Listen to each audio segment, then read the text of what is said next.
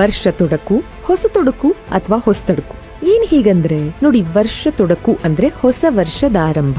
ಚಾಂದ್ರಮಾನ ಯುಗಾದಿಯ ಮಾರನೇ ದಿನ ಮಾಂಸಾಹಾರ ಪ್ರಿಯರಿಗೆ ವಿಶೇಷ. ಈ ದಿನ ನಾನ್ ವೆಜ್ ಬಹಳ ಎಕ್ಸ್ಪೆನ್ಸಿವ್, ಯಾಕಂದ್ರೆ ಡಿಮಾಂಡ್ ಅಷ್ಟಿರುತ್ತೆ. ಇನ್ನು ಯುಗಾದಿಯಿಂದ 9 ದಿನಗಳು ವಸಂತ ನವರಾತ್ರಿ ಅಂತ ನಿಮಗೆ ಗೊತ್ತಾ? ಯುಗಾದಿಯ ಮಾರನೇ ದಿನ ಹೊಸ ವರ್ಷದ 2ನೇ ದಿನ ಹೊಸ ತೊಡಕು. ಭಾಷೆ ಮತ್ತು ಸಾಂಸ್ಕೃತಿಕ ಹಿನ್ನೆಲೆಯಲ್ಲಿ ಇದರ ಸರಿಯಾದ ರೂಪ ಹೊಸತು ಅಥವಾ ಅಡಗು ಅಥವಾ ವರ್ಷದಡಗು ಅಂತ. ಹಳೆಗನ್ನಡದಲ್ಲಿ ಅಡಗು ಅಂದ್ರೆ ಬಾಡು ಅಥವಾ ಮಾಂಸ. ಯುಗಾದಿಯ ದಿನ ಸಿಹಿಯೂಟ ಸವಿದ ಮೇಲೆ ಮಾರನೇ ದಿನ ಮಾಂಸಾಹಾರ ಪ್ರಿಯರಿಗೆ ಮೀಸಲಾಗಿಡ್ಲಾಯ್ತು. ಸಿಹಿ ಖಾರಗಳೆರಡೂ ವರ್ಷ ಪೂರ್ತಿ ದೊರಕಲಿ ಅನ್ನೋ ಆಶಯ. ಆದ್ರೆ ಅನೇಕರಿಗೆ ಹಣ ಕೊಟ್ಟು ಮಾಂಸ ಖರೀದಿ ಮಾಡೋ ಸಾಮರ್ಥ್ಯ ಇರೋದಿಲ್ಲ. ಇನ್ನು ಕೆಲವು ಕಡೆಗಳಲ್ಲಿ ಇಡೀ ಊರಿಗೆ ಮಾಂಸದೂಟ ಹಾಕ್ಸುವಂತ ಅನಿವಾರ್ಯತೆ ಇರ್ತಾ ಇತ್ತು ಕೆಲವರಿಗೆ. ಹಾಗಾಗಿ ಯುಗಾದಿಯ ಮಾರನೇ ದಿನ ಮುಂಜಾನೇನೆ ಏನ್ ಮಾಡೋರಂದ್ರೆ, ಊರಿನ ಗಂಡಸರೆಲ್ಲ ಸೇರಿ ಪಕ್ಕದ ಕಾಡು ಮೇಡಿಗೆ ಹೋಗಿ ಕಾಡು ಪ್ರಾಣಿಗಳನ್ನ ಬೇಟೆಯಾಡಿ ತಂದು ಅದನ್ನ ದೇವರಿಗೂ ಒಪ್ಪಿಸಿ ಎಲ್ಲರೊಂದಿಗೆ ಹಂಚಿಕೊಳ್ಳುವಂತಹ ಸಂಪ್ರದಾಯ ಬೆಳೀತು. ಸಾಕಷ್ಟು ಜನರಿಗೆ ಒಟ್ಟಿಗೆ ಒಂದೇ ಕಡೆಯಲ್ಲಿ ಸಿಹಿಯೂಟದ ನಂತರ